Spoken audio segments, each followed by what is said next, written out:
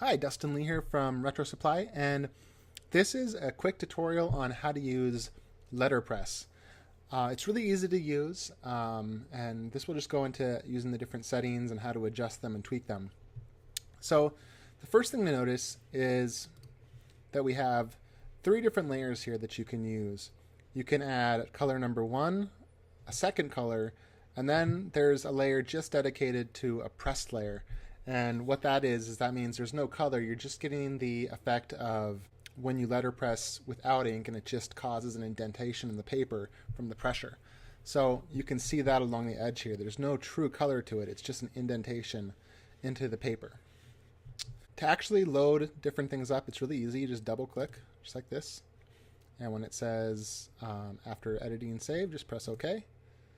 And then you would add your work. So in this example here for the letterpress, it's here. So you just would add it, and you can turn off this layer, and then you can go to File, Place, and add your own layer that way.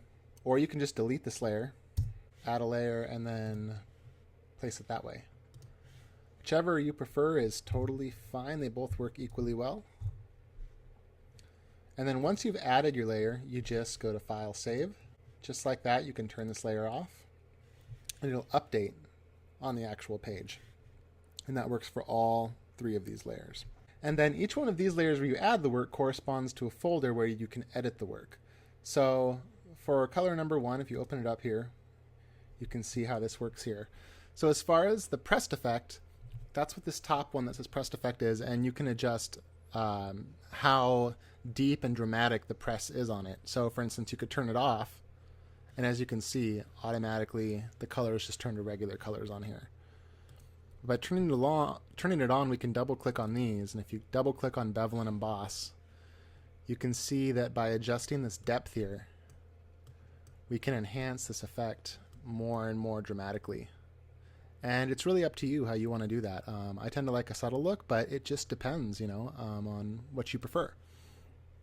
And then you can also adjust the intensity of the shading here. So this top one that says screen is going to be the highlights of the light on the indentations.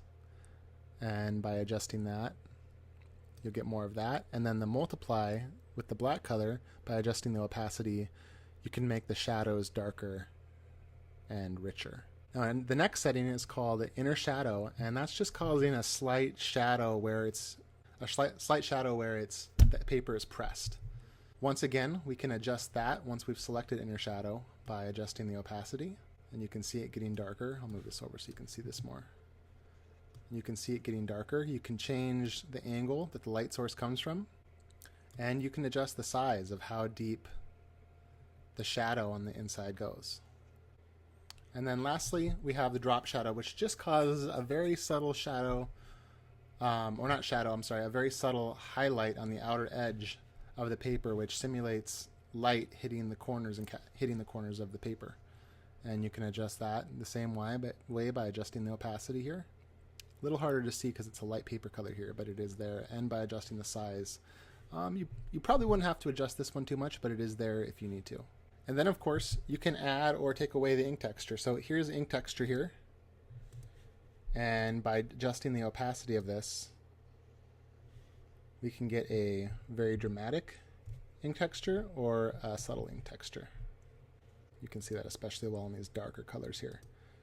So we can turn it off and have no ink texture, or we can turn it on and you could turn it all the way up and get a really dramatic ink texture like you're almost out of ink on the press.